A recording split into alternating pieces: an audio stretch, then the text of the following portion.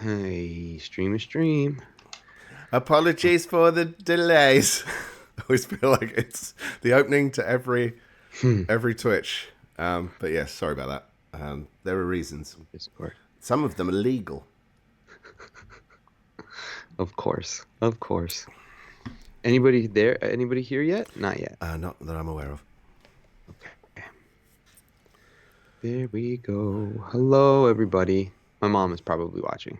Hi. Hey, it's Meat Trunks. Meat Trunks. Oh, hang on, John. I'm talking my normal volume now. And I'm not. When I do sound check, I go, yeah, I sound fine. Yeah, that sounds all right. And then I get stupidly loud. So hello, Eric. Caffeine in me. BC Scrubs, what's up? Boom, boom, boom. Yeah, I think she's watching. She said she would be watching. Yeah? Yeah. Sure. Are you on tonight? See you on the tube. No. Please adopt me. Yeah, she's sweet. How's everyone doing? What's everyone been reading? Yeah. I know you're probably saying in the Discord, but let's talk about it. Drop it in. Did I spell the title right? Is my constant question to myself. This is the worst episode title for a dyslexic. Top 10 cosmic comics. Yeah. I was looking at going For top real. 10 comics. No, is it? What is it? Is that right? Have I got it right? Oh, perfect. Switching my headphones. I bought a new set of headphones. Oh, did you? And the first time I tried to use them, Yeah. no sound was coming out of them. So I just, in desperation, I went back to the old ones. Yeah. To make sure I just need headphones that are working. Now the sound is coming through okay.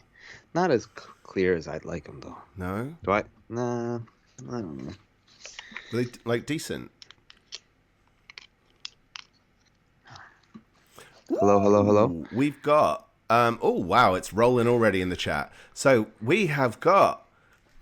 Meat Trunk's been reading Mr. Miracle by Tom King, which is just fantastic. I really hope you liked it. I might get to a point where you describe if you liked it.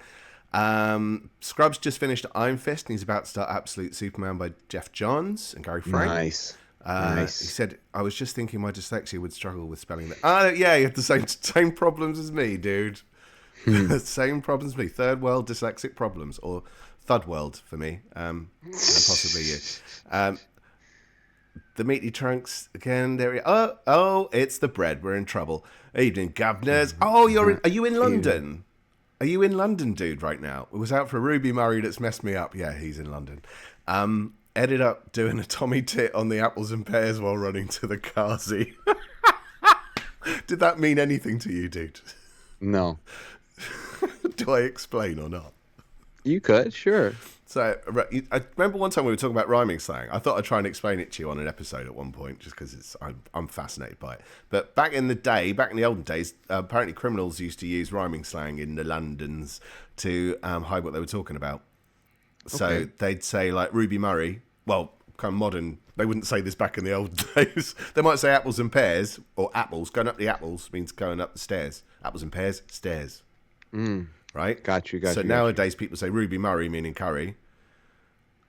So he's ended... Sorry, I can't... spelling this out for everyone watching. We are a comic book podcast. We are a comic book podcast. He did Tommy Tip. You can guess what that is, right? Yes. And he went to the Kazi, which is just what we call the toilet. So, are you able to speak that fluent? I used to be able to do it quite a lot, but me and a mate of mine used to make it up constantly, and we almost got to the point where we could understand what each other was saying, even though we were literally making up our own rhyming slang on the spot. There's nothing quite like that sentences. when your friend gets it. Yeah. I think it was annoying everyone else, but it was funny for us. That's when you know you're doing it right. There we go. He's practicing his cockney. How long are you in Londinius for? A little town I like to call Londinius. Have I missed anyone? Oh, Yansom's. Hello there, Yansom. Almost didn't sit there. I'm trying to read Yansom. this thing with no glasses on. Oh, Marvel Man. Oh, the Marvel Man's here too. It's I'm the so crowd, surprised we man. haven't done a cosmic episode yet. I really thought we had. I I thought we had genuinely done like thought we had. 3.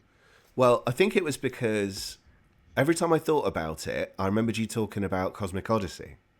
So I thought we must have done a cosmic episode. Me too. I thought about that too. Yeah, Yeah. but that was mini-series, right? So Yeah. That's right. I keep moving that too far away. But yeah. There was another thing we did, but we did do one on Cave of Solitude, but it was Marvel Right. only. Yes, that's right. Okay.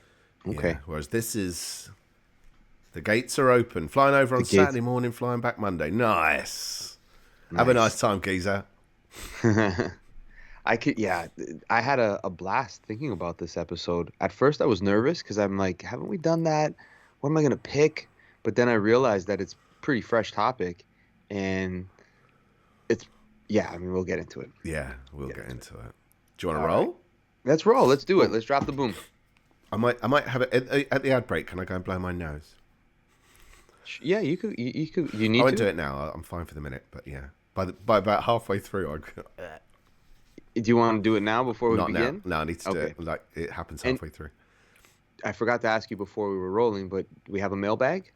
No, what we do have is a shout outs to shout out. Okay. All right. At break time. At break time. All right. Sounds good. Let's do it. 4, 3, 2, 1, and...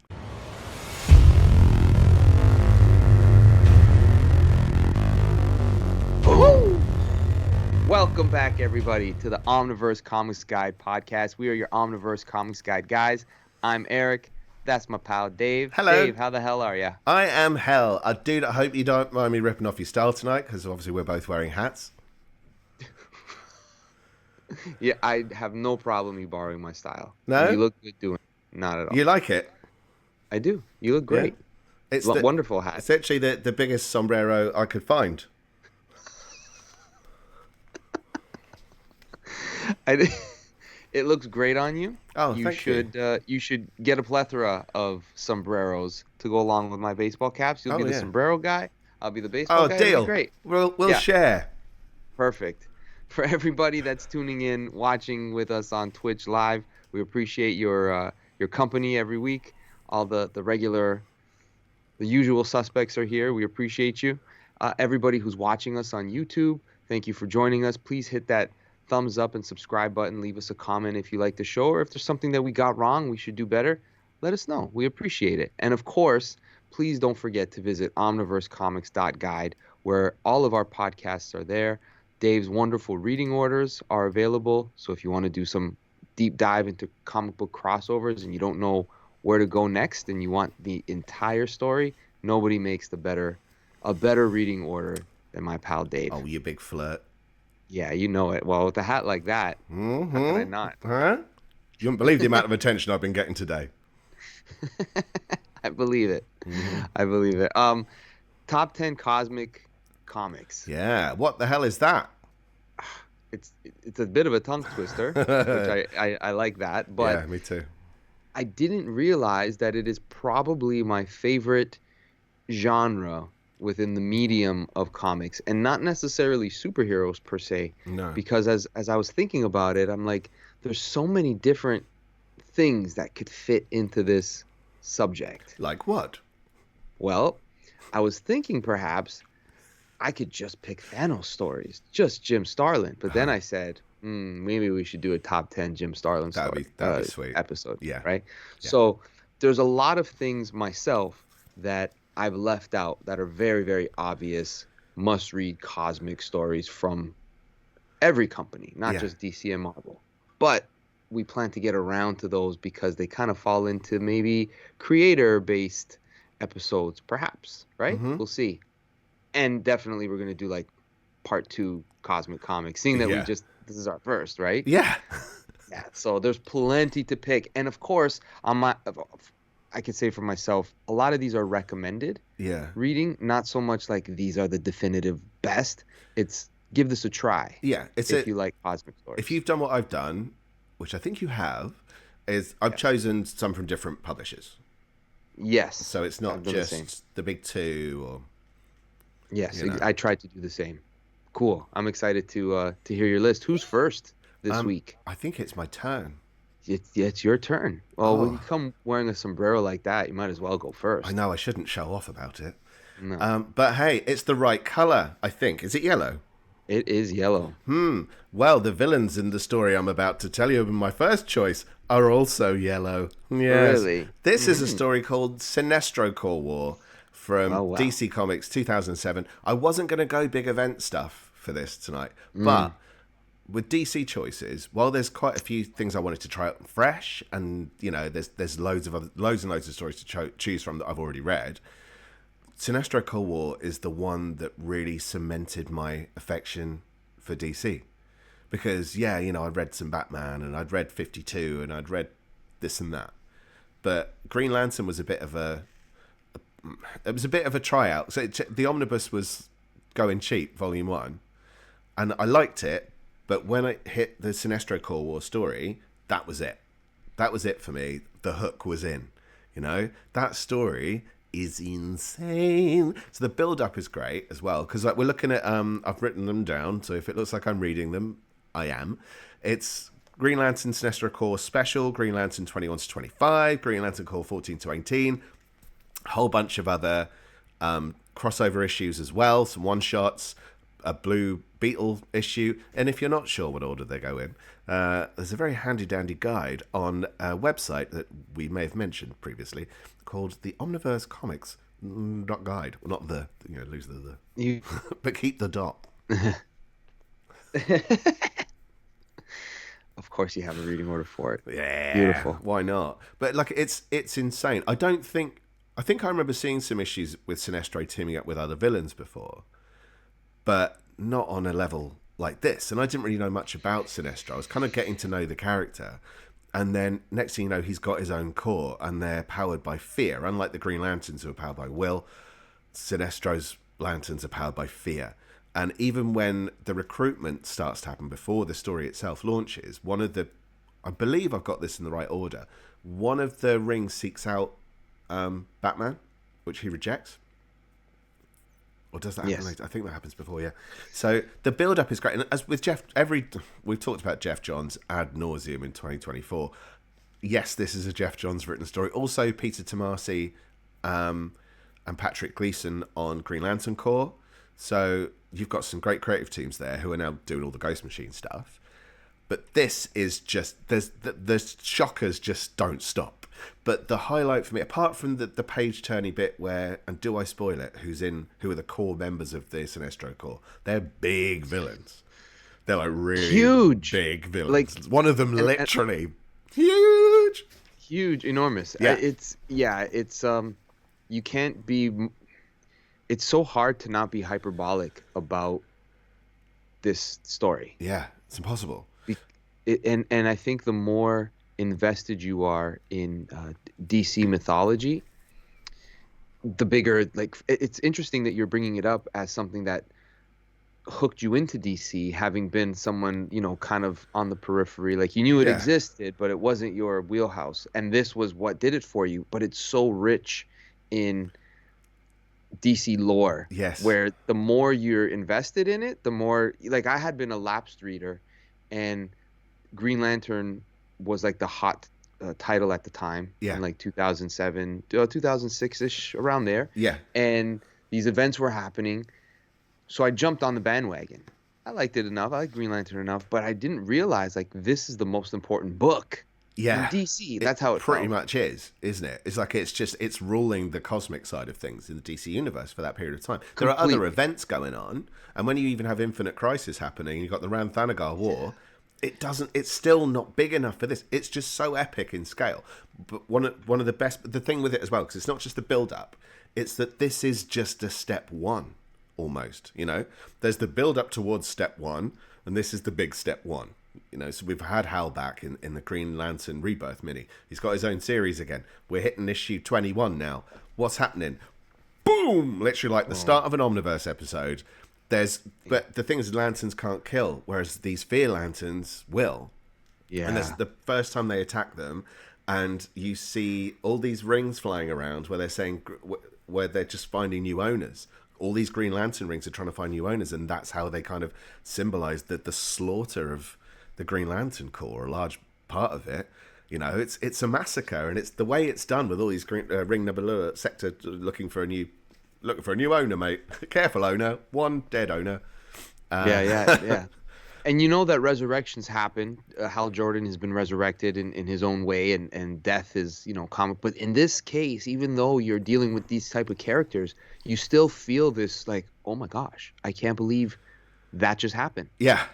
Plenty of times that you get that feeling reading this, even when you've read it multiple times. Yeah. I desperately wanted to get into the mythology of like that whole Green Lantern thing he had created, Jeff Johns, and when we had our chat, but it's too vast.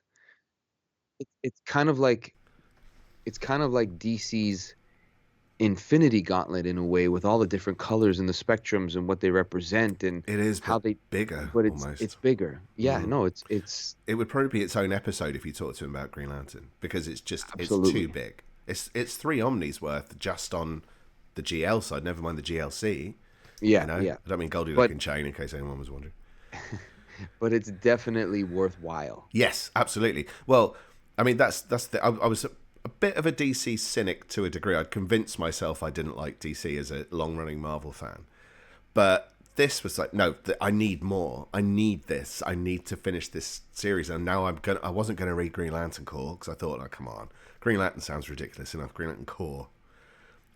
Loved it even more. So like between the two titles and events like this, and even if some people are going like, I don't really like crossovers, the payoff here is too big. I mean, Omega Bread just said the part with the ring seeking out new bearers was so masterfully done, and that was seriously the selling point. I remember talking to someone I know, a friend of mine, who doesn't read comics. Well, he does a little bit, and I told him about that scene, and he's just going, whoa. You know, it's crazy the way it's done. I think if I remember it, there is a 2-page spread at one point with them all flying around. Ivan Reis's Yes. art. I mean, I think he's top tier all time. Yeah. I don't think he gets enough praise. No, he doesn't. That series is a perfect example of a comic book artist at like the peak performance. Don't read it. Don't read it. What he's written. I know. I read it already. I just ignored it. Great pick. I'm happy that you went with Green. I was so tempted to just like it's with these type of episodes. I was thinking, let me just go Green Lantern all the way through. Yeah, you could. You could, and between the GLC and Green Lantern title. Yeah. Great stuff. Yeah. Great pick. Thank you. All right. Cheers, my dude. What's your numero 10?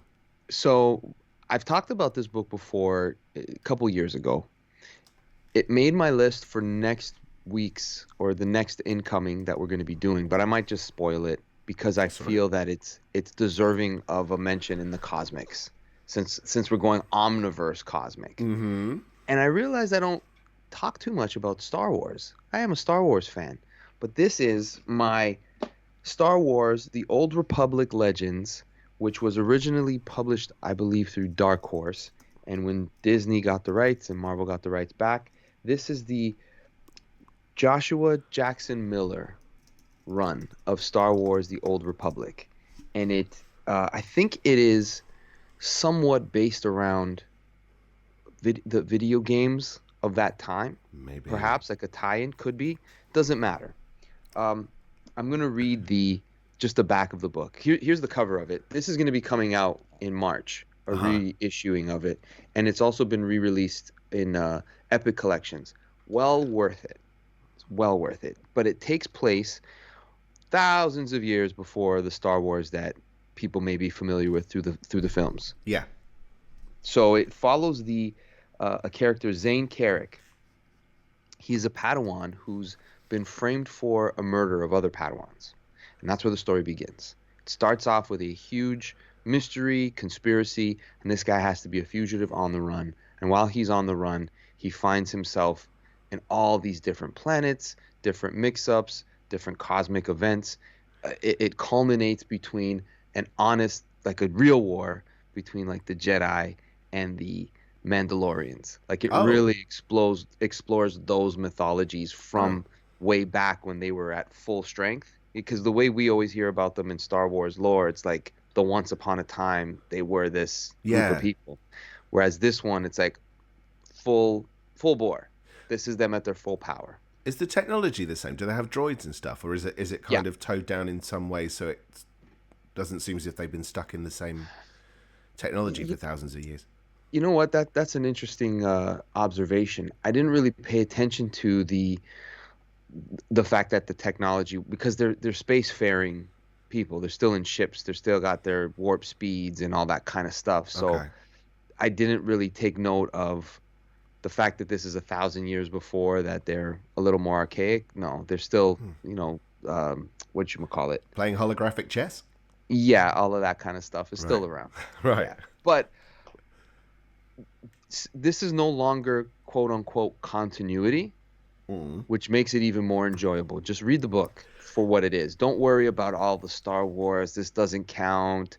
But who cares? It's a great book. Yeah. Uh, Yeah, a lot of fun. the Dark Horse stuff, a friend of mine recommended the Dark Horse stuff because I lost interest in Star Wars when they started making the prequels. They didn't do it for me. It just felt like kids' films. Whereas I know they kind of were kids' films already, but you know what I mean.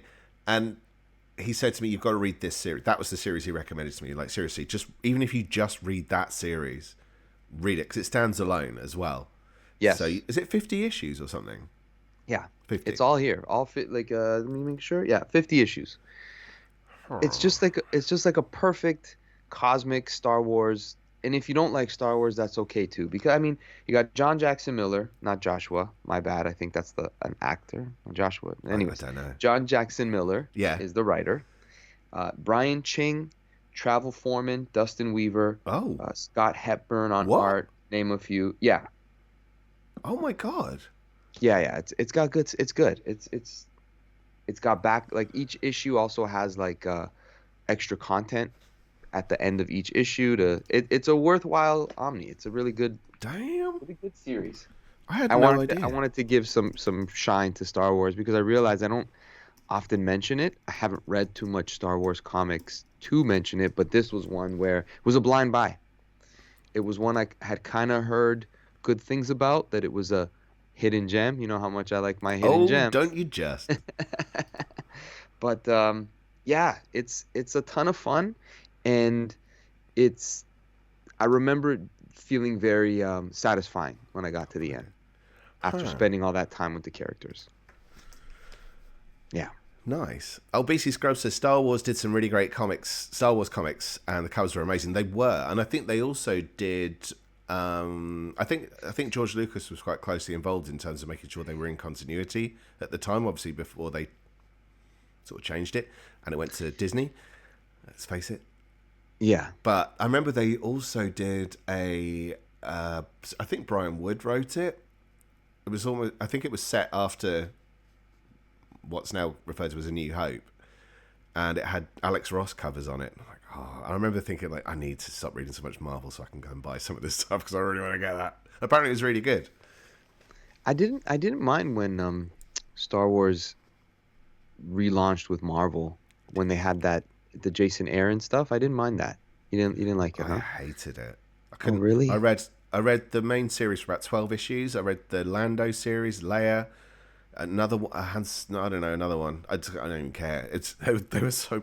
You didn't No, like him. Okay. I no. I almost recommended the Jason Aaron Well, you can stuff and do the no, the Vader. I like the Star Wars and Vader, the way that they were crossed going back over. and forth. Yeah. Pardon?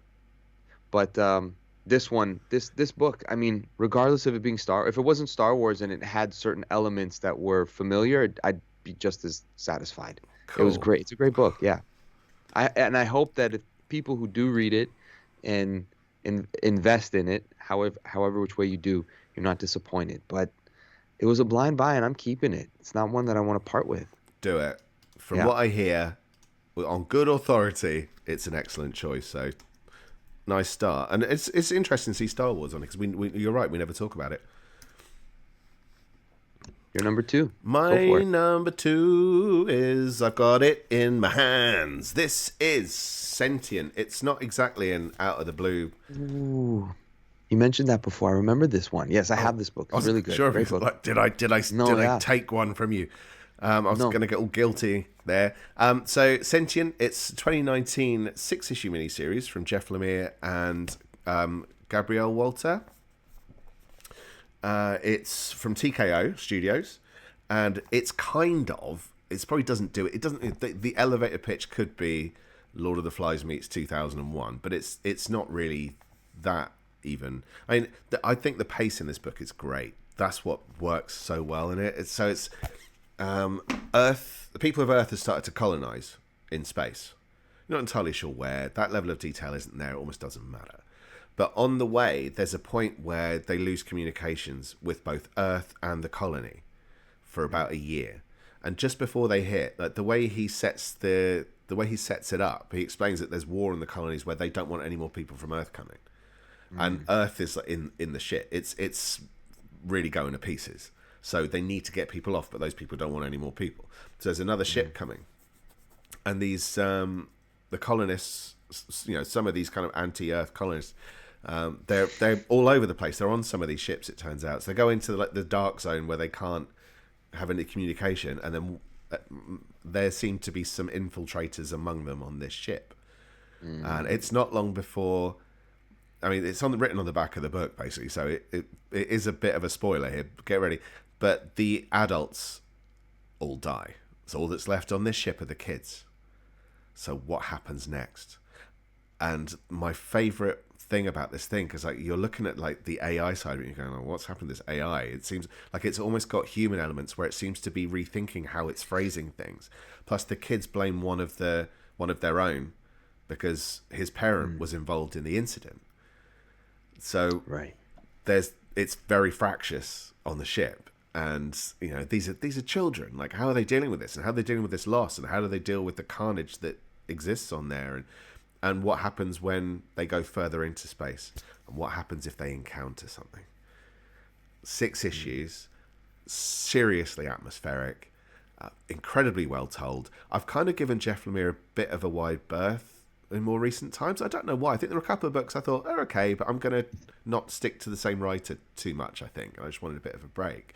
But, I mean, this one did win awards, so it's not like it's completely left field. But I think it's one of those things that has kind of been forgotten since then. It may well be on people's lists, and they've gone, oh, I need to get to that at some point. Get to it. I gave this 5 stars when I read it. And I don't give out them 5 stars too easy. Not too easy. You're right.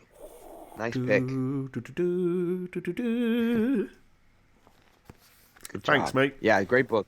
And I also like the way it's collected. It's a little bit different. It doesn't... Taller, wider. Yeah, little... yeah. Get insider. Yeah, it's a nice reading Got experience. rhymes for days. All right. I am going to go with a left field one, perhaps. I'm currently reading this right now.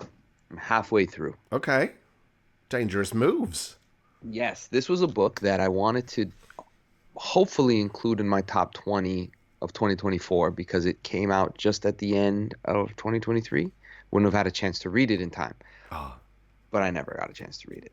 So I said, for this episode, it's strictly a cosmic story, somewhat in the same vein as my Star Wars pick. Have you heard of cross-gen comics, Dave? Yeah. I'm talking about Sigil. I really wanted to get that. I'm not sure if I've never read any cross-gen before. Neither have I.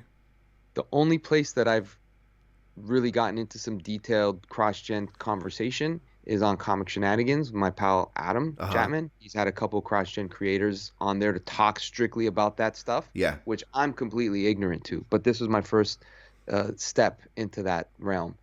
And it's, I always find it very exciting when creators band together and try to create a new comic book universe, whether it's cross-gen, Valiant, Ghost Machine, because it's such an ambitious attempt, especially when there's not a corporation behind you. And in this case, you had Barbara Kessel, Mark Waid, and I'm not sure, I think it was Chuck Dixon or Ron Mars were like the main creative minds behind this universe.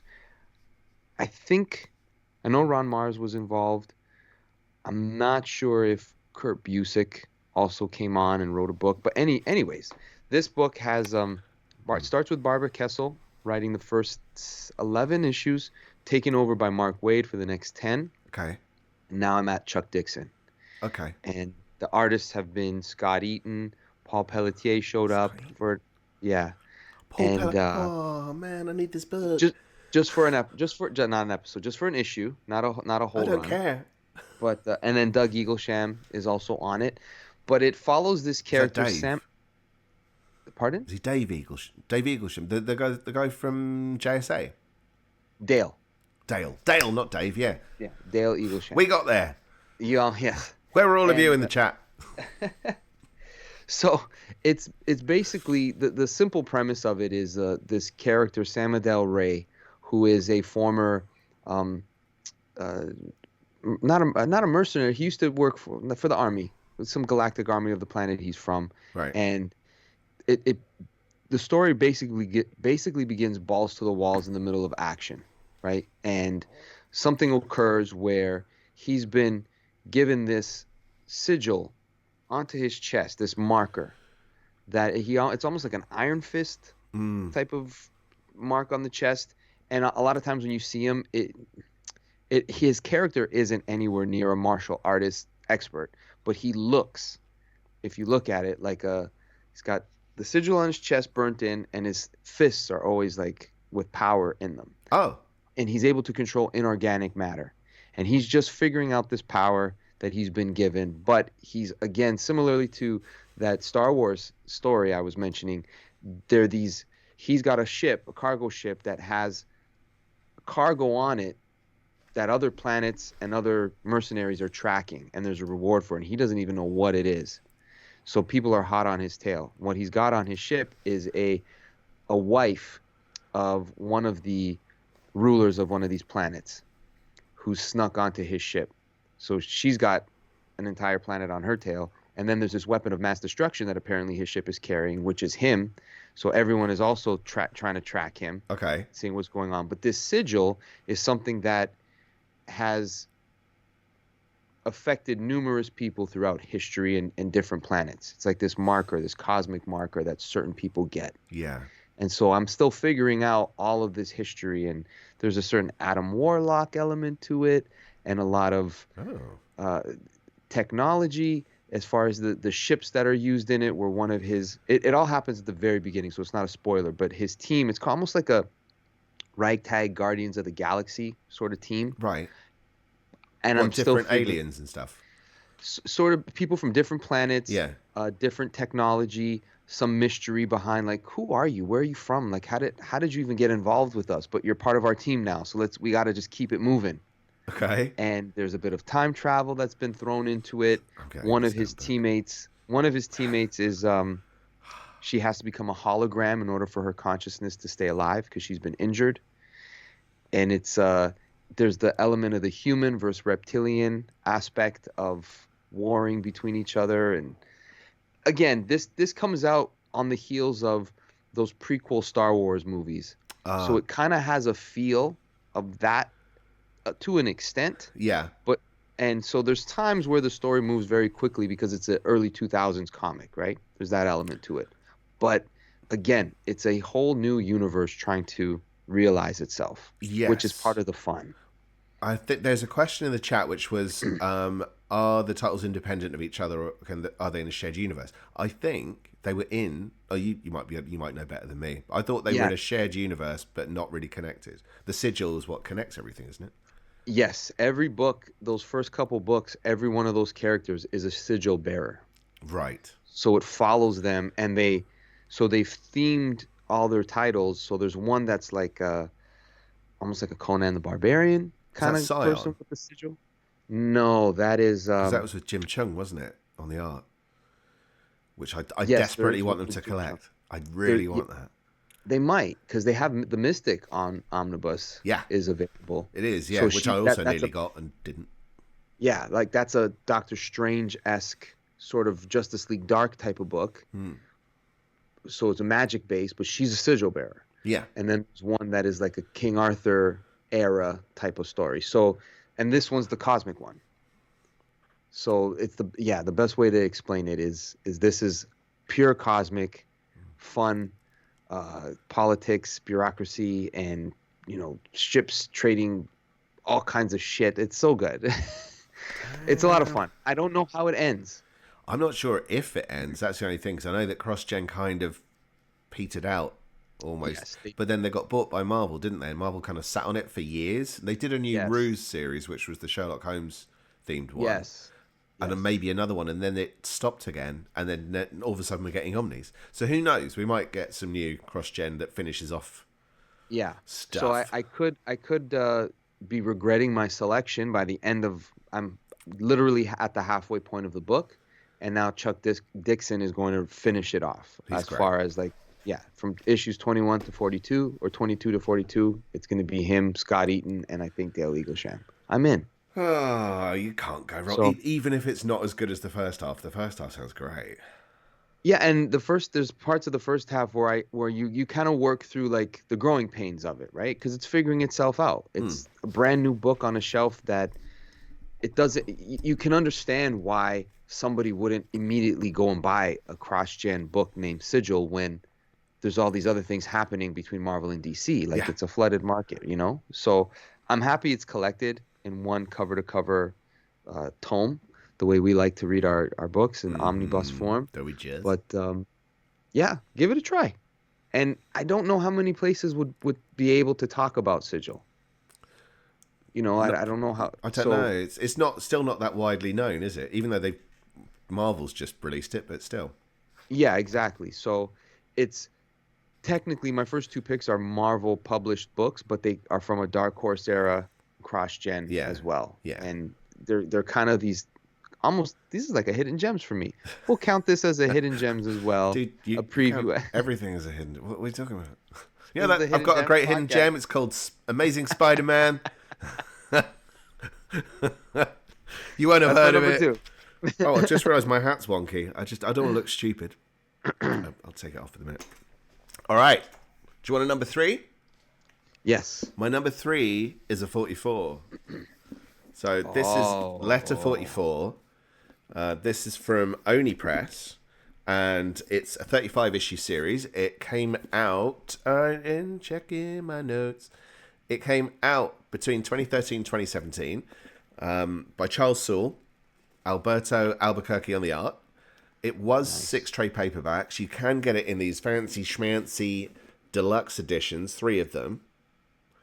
And I think they got a compendium coming out. There was a compendium announced a couple of years ago, and it disappeared a year or 2 years ago. But it's coming out in July. Yes, I pre-ordered it. You did? Brilliant. Yes. Brilliant. I really hope you like it. I loved this. I genuinely loved this. So, I mean, there was something in the news recently about Donald Trump finding the letter from Joe Biden in the drawer. And I didn't realize until reading this book that was a tradition for the previous president to leave a letter for the new incoming president. And that's what this is. So President 43 leaves... no, what was it? Let me go make sure I get this right. I think it's the 45th... Yeah, no, President 44 leaves a letter for the 45th president, so that's letter 44. And in the letter, he tells him the reason why his term in office was so bad was because they basically put so much money into the space program because they found out there were aliens in our solar system, and they put tons of money into going out there and investigating it. So it's a 7-year journey. So of course that's longer than a term. So now President 45 is going to have to decide what he's going to do. Do they continue with this program? What happens if they find out it's aliens? Do they tell the public? He's like not the only person who knows, obviously, but he's just read this, and in the position he's in, he's got some decisions to make. So what happens? What happens when he does? What happens? Does he tell humanity? The population. When was this book? When was this book made? 2013 to 2017. Is it an allegory? Okay. For something. Okay, so yeah. Well, I was just wondering because it wasn't going to be if it was written after Trump was elected as 45th.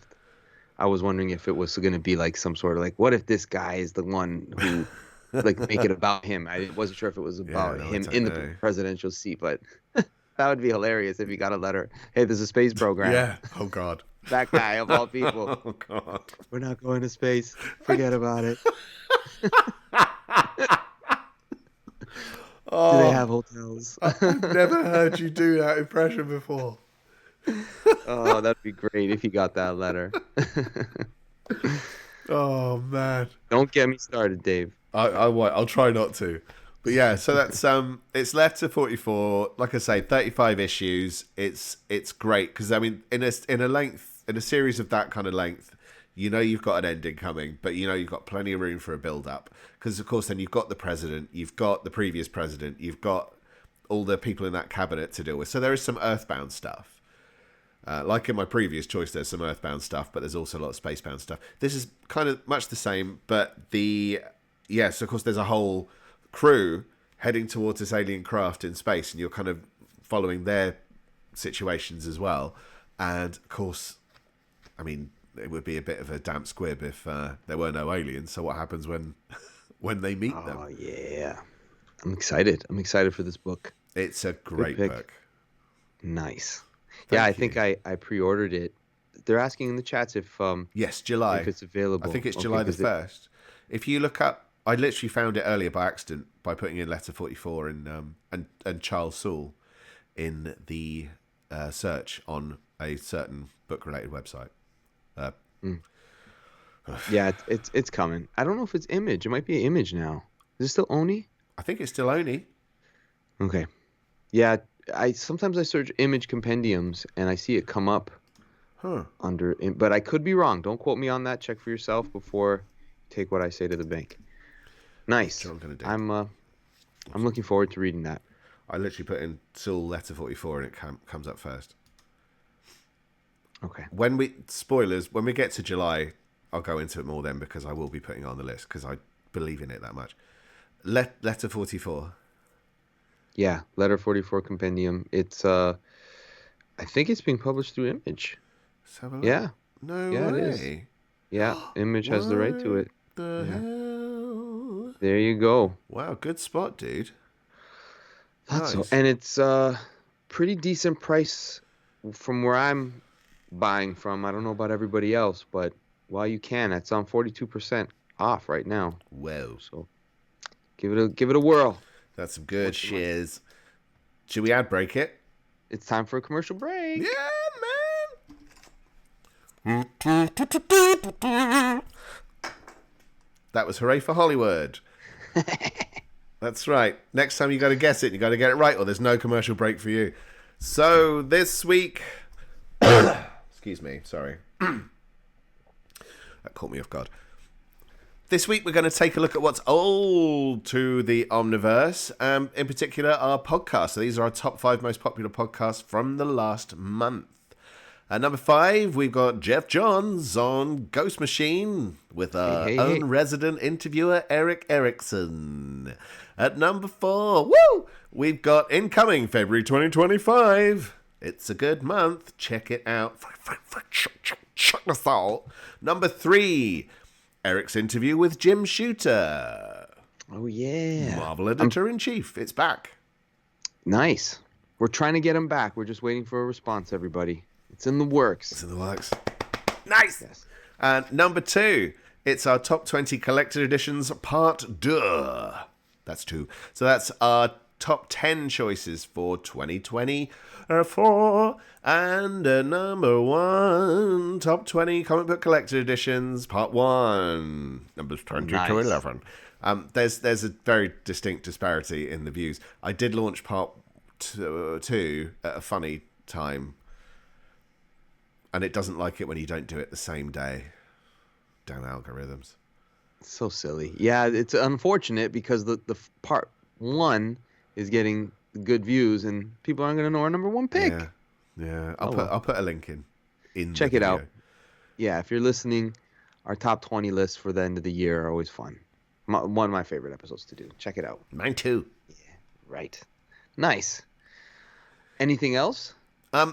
Was also going to do a little bonus shout outs to shout outs Yes. So just a quickie this time. So where we've people have been watching the show and picking up books because of the show, and of course Yes. we've got Mr. BC Scrubs who picked up The Absolute Superman by Jeff Johns following our Very nice. interview with Jeff Johns episode. We also have Lil T Alaska on Instagram who picked up. Oh, fuck! I wrote it down earlier and I looked at the notes and it wasn't there, and I don't know why it's not there. Lil T Alaska from Instagram who picked up A Kill or Be Killed. Nice. I'm about to buy that myself. Yeah. Yeah. But we've also got other people shouting us out all the time and sharing our stories, and it's brilliant. So thank you so much. We really, really appreciate it. But yeah, if I spot these, I don't always spot these things. So make sure you tag us, and I'm desperately trying to be on these things enough to keep track of what people are doing. But sometimes I miss stories. Yes. Thank you so much for sharing, everybody. And I hope you're enjoying all the books that we're recommending, that you spend your money on. It's worth your money and worth your time. That's always the most satisfying part of doing this. Hang on a minute. And Marvel and DC should be paying us now. Oh, screw those. No. Sorry. Can I blow my nose? Yes, you can. Yes, you can. All right. While Dave is doing his thing, I'll leave my next pick to those viewing on the live. Should I go with a team-up book, a solo character, which might be still the team-up, or a miniseries? You guys decide. Whoever gets in there first, and then I'll pick it that way. While we're waiting for Dave. Yeah, Cosmic Stories are a ton of fun. Oh, there he is. Right. Nobody said anything yet. I'm going to have to... Hang on. I'm going to very quickly, it's very late in the day, but I didn't address our height issue. You're a bit low. Not emotionally, Am I? I hope. It was just because I didn't rate that. It just must have shifted. Okay. I was trying to fix it earlier and then it still wasn't high enough, but I wasn't sure I was going to run out of video. That was so... I don't know why it did that. Fixed now. All right. My next pick, Dave. I left it to those watching live, but no one commented on what I should do next. Should I do Marvel, DC, or other? You decide. You decide. What do you think, Dave? I'll leave it to you. Me? Okay. Yes. I think you should do other. Other. All right. I had a feeling you'd do that. I like so this is a other, mini series. I hope I haven't mentioned. I probably have. I didn't mention in the mini series, I'm pretty sure, when we did a focus on Valiant Comics. And this is, for me, as cosmic can get. And that is Divinity. Now, since these books are being republished and put back out there, if there is a copy of Divinity, especially the complete trilogy, deluxe edition, or I don't know if Alien Publishing has put it in like their softcover epic collection style, pick up this book. It's Matt Kint, Jeff Lemire, Trevor Hairsine, Clayton Crane. But the main, there's 3 miniseries, 4 issues each, and it follows these 3 astronauts, Russian astronauts, in between the end of World War II and before the Americans go to space. This is happening in that time, that the 50s, right. 49 to 50. And there's this secret space program where Russian government sends an astronaut, star student, the right person, all of that stuff, orphan, no family to be held back from. It's a 30-year mission. And they're letting them know, like, we're preparing you. You're going for 30 years. And you're going to go to as far as we possibly can send you into space to find the literal unknown. Like, find in the New Gods, they would call it, the anti-life equation, or the source, like that moment. We're trying to send you there. So you follow this character who let me make sure I say his name correctly. And I'm not doing it. No, yeah. So there's 3 miniseries, and each miniseries follows one of the people who went on this mission. Oh. Almost like a Fantastic Four, but there's 3 of them in this case. And you think that the story is about I think his name is Abram Adams. I remember it was Alliterative. yes, exactly. And you think it's just about him that they've sent, but there's a moment in the story where you realize that he had partners with him. He's just the first one to come back to Earth. He figures out, Oh. I've I found the moment, I'm gonna go back home. But the power, the cosmic power that he receives is almost like a Dr. Manhattan-esque, where you traverse space and time, and you can, when he confronts Unity, which is like the Avengers of The Valiant the universe, Valiant yeah. universe, which includes Ninjak, Exo Man of War, Eternal Warrior, and Livewire. Yeah. All very, very interesting power sets and characters, right? Great team. Yeah. And he basically puts them within 30 seconds, he makes them experience 30 years. Like he's able to put them in, and he, in that issue, there's spoilers. There's a moment where they have to realize, like, this guy's super powerful to the point where he can make us think that we've lived a certain amount of time that was only this long. Like we're dealing with different level. You can unplug your ears, Dave. I'm literally about to read it. So, like, Oh, okay, okay. yeah. Yeah, I didn't give anything No, crazy I didn't away think you other- would, but just in case, because I'm going like, yeah, no, I'm just going to read this. It's just I'm yeah, literally it's like just a week a away. matter of like understanding his power level, No, right? cool, That's an cool, example. cool. But I won't give anything of what else happens. No, I'm sure But you won't. it after 4 issues, you see his story, and then I didn't want to go into all 12 issues of all the other 3 characters because try the first 4, see if you like it.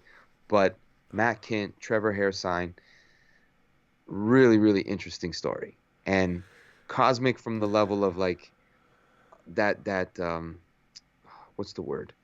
Not derivative. No, it would be like that Elseworld story, like this other form of history. We recognize that this happened, but this is really the secret history of, Russian government in the space, the race to space sort of thing. We actually got there, and people that came back were like god level. Cool shit. Divinity, right? Oh, man, I'm so desperate to jump on that. Very, very cool book. Very, very cool book. Give it a shot. Yeah. Excellent. My number. All right. Weirdly, I was going to put some Valiant in, and it was going to be an Exo story, but I didn't. Me too. Me too. I read a whole series of Exo stories Did you? for this. Yeah. I'll save it for another one. Yeah, plenty of time.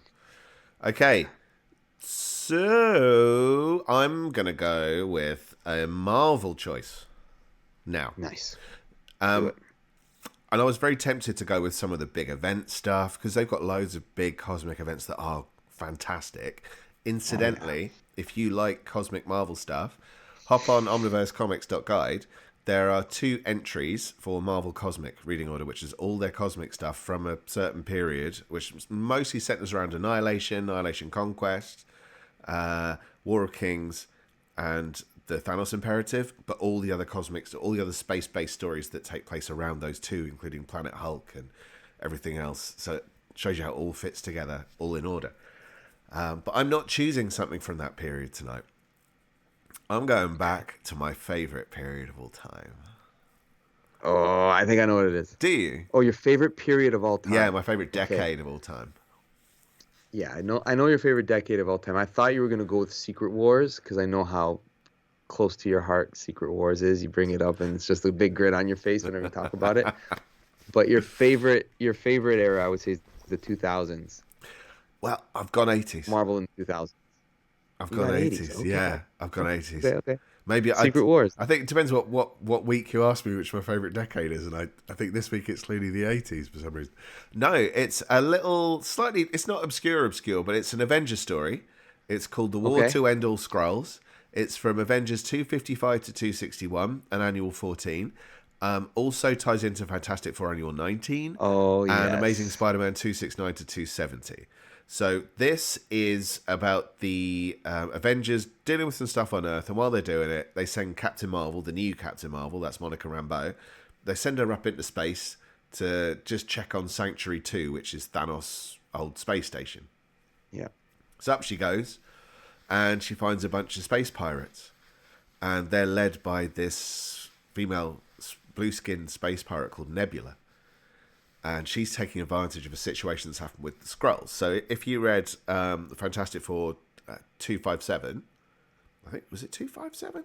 I think it was 25. I wrote 257. I hope it is. So in Fantastic Four 257, Galactus consumes the Skrull throne world. It's a real key moment for the Marvel Universe. So many other stories spin out of that one. Tons of them, including Secret Invasion. You know, its roots are in that story. And tons of other stories. But this is one of the first kind of bigger storylines that spins out of it. And it's about Nebula, whoever she is. No one knows who she is, where she comes from.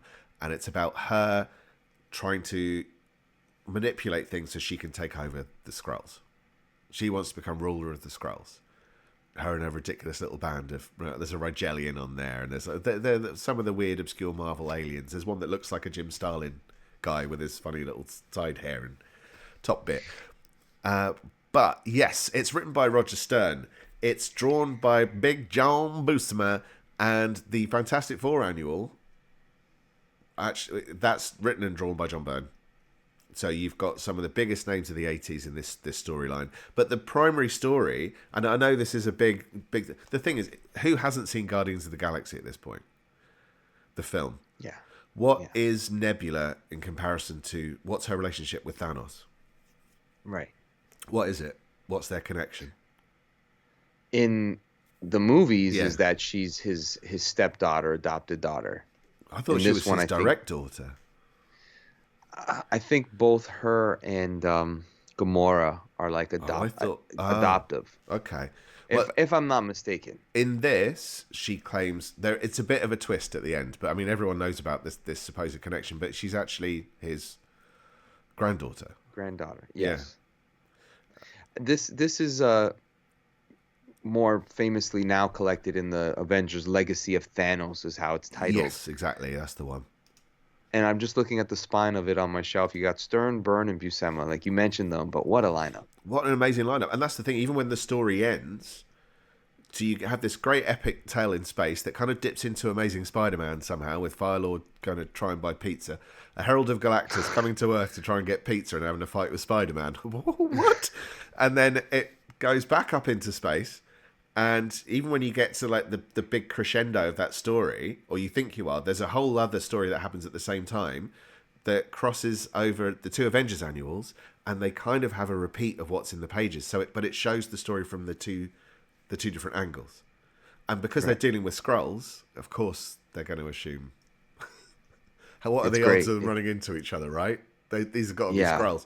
But even then, you've also got the Beyonders showing up because there are tie-ins to Secret Wars 2 in there, where there's funky, big-shouldered space outfit where he wants to join the Avengers. You've got Star Fox as one of the Avengers as well at this point. You've got the Black Knight, Captain America, Hercules is in the lineup. It's a funny little lineup. It's a great little team book. I love this run of Avengers, man. But it's so cool as a cosmic story, a space-based story. Yes, absolutely. Great pick. It's the Avengers run that I don't know why they haven't made into Omnis, but... Still waiting. Yeah, they've done pretty much every other omnibus. And this is such a unique era because it's such strong storytelling, both written and artistically. And it's not your... typical Avengers team as far like you got some usual suspects, but it's also during the West Coast Avengers time as well. Yeah. So like the team has been split into two. Yeah. The familiar faces are split into two, and then the team here that is like the East Coast New York team. Yeah. You got Cap, you got Thor, but then like you said, some other members that aren't A-list necessarily, but a really great team. Really interesting, varied team, yeah. And I love Captain Marvel in this. She's still establishing herself, you know. Yes. And this is a big moment for her. Great series. Yeah, good pick. I'm happy you brought that one back. Good. Oh, before we carry on, yes, there was a question about when Divinity falls into the Valiant timelines. I'm about to start reading it because the first miniseries takes place right after the reading order that I've done for Valiant. But I think it happens over the course of each miniseries is out a different chunk of time, I think, isn't it? So I think there's one mini, and then there's a while, and then there's Yes, series two, yes, and then series three is kind of a crossover event. yes. That's I got to check on the series 3 part. But yes, you're right. Like there was one, and it was a year or two later that Divinity 2 came out. Yeah, they weren't back to back to back to back. Yeah. You're right. It's not a 12-issue series. It's 3 different miniseries of 4 issues. That's how it's put out there. Okay. Back to the countdown. My number 4. Okay, I'm gonna go with a book I've recently read. That's why I'm including this. I love this story. Read it numerous times. There's been a adaptation, animated adaptation of this as well, which I like quite a bit. It is Jeff Loeb, Michael Turner's Batman and Superman. Supergirl is the miniseries, and it follows immediately after the public storyline, where it's the first 6 issues of the Superman and Batman, or the Batman Superman series. Jeff Loeb, Ed McGuinness launched it, and every 6 issues feels like an event comic. Like, it's just so much fun. The art, it's meant to sell toys. Yeah. Like, it just, everyone feels like it's just a ton of fun. So the first series sets up this idea that a kryptonite meteorite is headed to Earth. We're blaming Superman for this, and it's going to destroy the planet if we don't do something about it, right? Uh-huh. It's a old, the old trope. Meteor coming to Earth, got to do something about it. But in the sequel to the story, what came along with that kryptonite meteorite was a rocket ship of Kryptonian origin, and in it is Kara Zor-El, the long-lost first cousin of Kal-El, Superman, from the Silver Age. This is a character from the Silver Age that during the 80s into the 90s, the post-crisis DC, this character wasn't around. The Supergirl that had existed was the one from another dimension. They called her the Matrix, right? She was like a shapeshifter. Uh-huh. No Kryptonian relation. But now we're bringing back a major part of the Superman family, adding characters to his life. Krypto is in full force. And why this fits into Cosmic, one, Kryptonian history, but she has a prolonged stay at the Mascara, being trained by the Amazons during this time. And then, because of her power, because of her Kryptonian heritage, she draws the attention of Apocalypse and Darkseid. Oh, bloody hell. So Superman is blaming Wonder Woman for the fact that Darkseid has shown interest in that Kara wasn't protected. Right? She's been kidnapped. Spoilers. That's the premise here. And they need to go and they need to get some help to get to Apocalypse. And the reason why I spoiled it to that point, here's the hook. Superman, Wonder Woman, Batman go and visit scot-free, his home. Oh, sold now. And Big Barda teams up with them to go to Apocalypse. You got Big Barda, Wonder Woman fighting the Furies. Superman dying to kick somebody's ass because they took his last family member, that he's trying to convince Batman that she isn't a threat. Like, he's fighting his friends to be like, this is my family, you know? Uh-huh. And now Darkseid has her. And then you've got Batman fighting the Hounds of Apocalypse with whatever armor he could have taken from Mr. Miracle to be able to do it. Okay. It's just it's all the toys, isn't it? It's all the toys. This was a story that, I mean, it is what it sounds like. It's a cartoon episode of epic proportions. Yeah. Fight scenes are incredible. Like, I was thinking when I read this, I'm like, this could definitely be a fight scene episode selection. Right? Yeah. So, and there's numerous fight scenes. Michael Turner on art, so it's unique. I don't feel like he had that much, what's the word? He's known for covers. I'm thinking internal, but that's not the word I'm thinking of. The word interiors. Interiors. Thank you. Funnily enough, I was going to say I haven't read many comics with him working on the interiors. I've only seen him on covers. Yeah. So I mean, I'm not going to go out and say like he should have been always on interiors, but it's special because It's a cool book. Yeah. Great fight scenes. Right guy to, Superman punching Darkseid in the face. Kind of Michael Turner doing it. He's got the beefcake style with the ladies on the mascara. Like Of it's good. course. Was it cheesecake? No, they beefcake because they're Sorry, cheesecake. chunkier. Thank you. Cheesecake. I, you got it. Yeah. So, it's an oldie, but again, all things that were very, very important to DC mythology during that decade that play a big part in what is Infinity Crisis or Infinite Crisis and all these other stories that follow after. Now you've got another Kryptonian on the An board. actual Kryptonian. Actual Kryptonian on the board, right? So, yeah, Wow. oldie but a goodie. Still haven't read it, but I'm looking forward to it. I've got the two Omnis. I'm desperate to get to that point, but still haven't read Superman, Batman, any of it yet. Okay, well, I feel that the first 26 issues, I would say episodes, first 26 issues of that series, the Jeff Loeb time, I feel is the real Gold. Yeah. Yeah. He was the right guy hired for the job because, like, similarly to Hush, he knows how to bring in characters to sell toys. I know that sounds sort of cheesy or cynical to say, but not only did he make a toy line out of it, but numerous cartoon adaptations. Yeah. It's really cool stuff. Yeah. Loeb's DC works. Yeah, I think so too. Okay. You ready for my last? Yes. I'm not. Now I've got it. Right.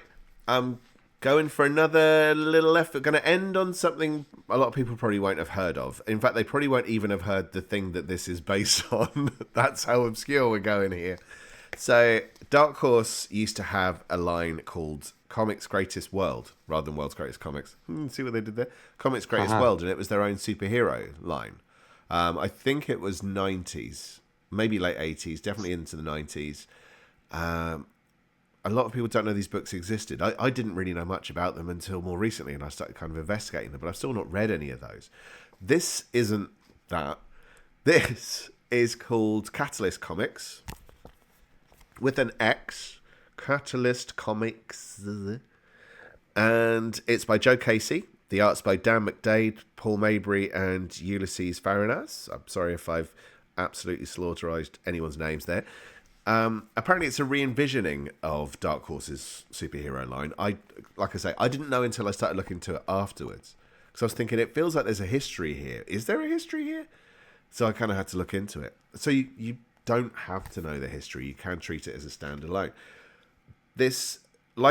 But 4 out of my 5 choices tonight have some Earth-based elements to them at least. And this is one of the 4. So it's an anthology of sorts. So it's a 9-issue series. It originally came out in 2013. And, excuse me, it's so Joe Casey, who's done a lot of work for Marvel, including Uncanny X-Men, Ultimate Fantastic Four, so on and so forth. He's taken 3 of these characters, so it's Frank Titan Wells, Amazing Grace, and the Agents of Change, and he's given them their own stories that spin out of the first issue. So the first issue tells one story, and then it becomes an anthology book, and then it starts to come together at the end. But there is a big cosmic element to this. So one of the stories in particular, which is the one featuring Amazing Grace, that's got some crazy stuff. Now, there's so much going on in this and so many big concepts, for me to even try and explain it won't do it any justice. It's like, what the hell am I... And there were times I'm going, what's going on? This is nuts. It is a crazy series. It's just a shameless bombardment of ideas. It almost feels like, if you're a fan of Grant Morrison and you've read everything, try Catalyst Comics. I am going to read the blurb because no words I say will make any lick of sense. But straight from the glory of Comics Greatest World, Frank Titan Wells, Amazing Grace, and the Agents of Change are back, baby. But you've never seen them like this. Superstar writer Joe Casey, along with the widest array of artistic talent, this side of the Renaissance, gives superhero comics a back-alley facelift as these very different champions confront cosmic threats, personal demons, superheroes' role as global activists, an alien love invasion, and the strangest virtual reality you've ever experienced, but not before they face the end of the world as we know it. Bizarreness and you know I love a bit of bizarreness. It's a nice, thick enough book, 9 issues, and it's just an insane ride. And it feels like a nice little indie superhero series. So no holds barred. You don't know what to expect. It's not a big name bunch of characters that you think like, well, they're gonna be fine. You don't know what's gonna happen, and I love that kind of thing. I like not knowing what's gonna happen next. Nice. So Catalyst Comics. Nice. Always with the left field pick that shocks me. I like it. I never heard of it. That's what I mean by found it by shocks. fluke. So nice. Nicely done. Thank okay. you. Number 5.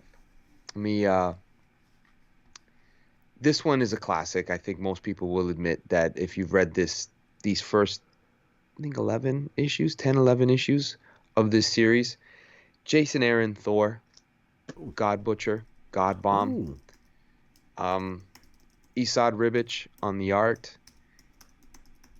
It's hard to top certain Thor runs. Like, for me, Walt Simonson is the standard. Same. But Jason Aaron on Thor, he really carved out a little lane for himself. In the God Butcher story, it's so unfortunate that they completely butchered it.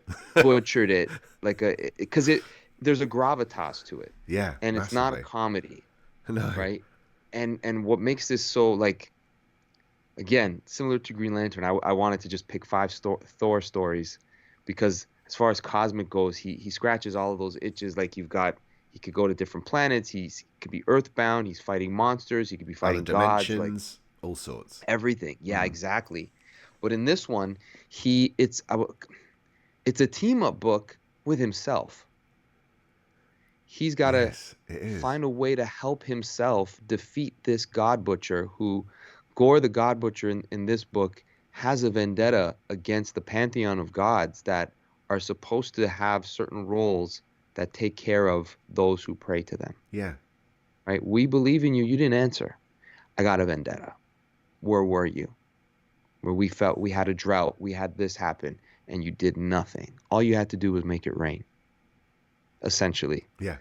And so he's on this cosmic mission, this Gore the God Butcher, to just end them all. Yeah. Kill them. Find a way to kill these gods.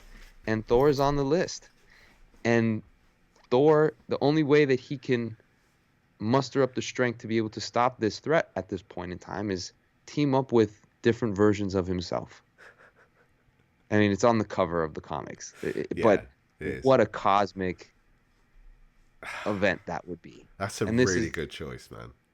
It was. I mean, I wanted to pick Walt Simonson, something from that series. I'll save it for later. Just the whole thing.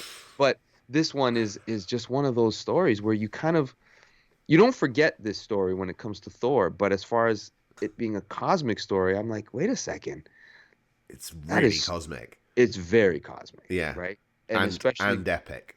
And epic. Yeah.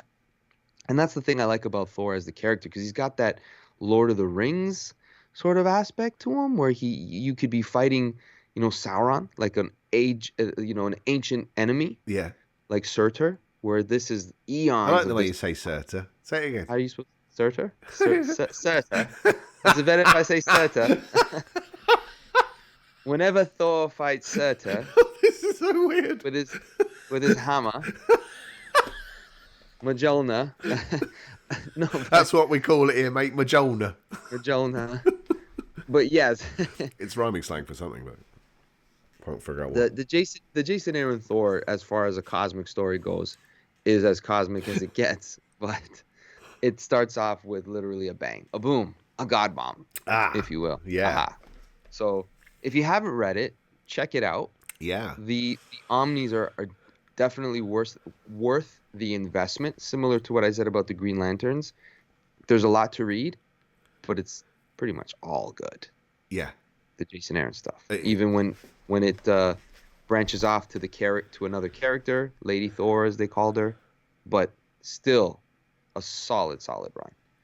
But I think that it starts off, the best stuff is at the beginning, and that's not to say it did Peter. No, it's good all the way through, but this first 10, 12 issues is magic. Yeah. It is magic, literally, really. Because it also this storyline introduces Null, the Venom character, though you don't really realize it yet. Yes, you're right. You're right.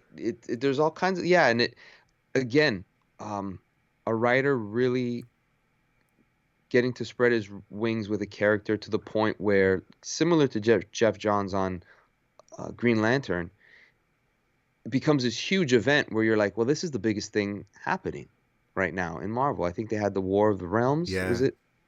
I always confuse that with War of Kings. Yeah, War of the Realms. War of the Realms, which was a very big event, pretty good event as well. Like he did. I don't know if you've read that. I haven't yet. You enjoyed it, but I've heard good things.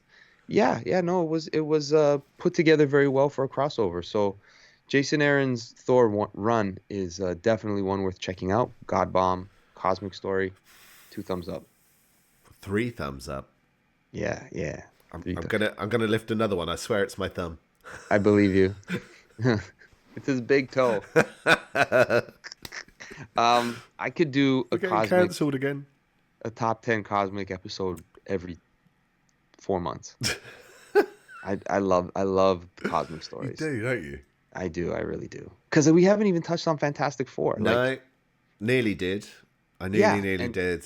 And please don't. The fact that they're not on the list, it has nothing to do with the fact that we don't think it's deserving. It's just there's so much to pick. There's so much to pick, and there was some stuff on here with characters that you wouldn't even expect that I was close to picking because people don't remember those stories. So it's a nice selection of stories from different companies that are all worth the shot. Definitely worth the shot. Worth picking up. Some epic stuff in there. Some smaller scale stuff in there. So hopefully we've given you a bit of a mix to pick from. Yes. And I'm pretty sure tonight's picks, they're all pretty safe bets. Yeah. I think so. Nice. I think so, mate. All right. Yeah, we're thinking about doing a full Fantastic Four episode, so that's why we're saving some picks. Yeah. It's in the works. All right. We did it again, Dave. Another one. This was fun. Oh, yeah. I enjoy it very much. Everybody that's watching on Twitch, thank you for hanging out with us. Thank you. Tuning in on YouTube. We appreciate it. Give us a thumbs up, a rate, subscribe, all that good stuff. We appreciate it. On any other platform that you're listening to the podcast, thank you for hanging out with us. Keep coming back. Let's have a good time. Yeah. Join us on the Twitch live. And don't forget to visit us at omniversecomics.guide. Omniversecomics.guide. That's the one. All right. Anything else, Dave, before we leave? No, other than we love you very much and thank you for all of your support and for watching. That's right. Dave, bid you adieu. I love you, buddy. Adieu, dude. Bye-bye, everybody. Thank you for coming out. Bye. Bye-bye.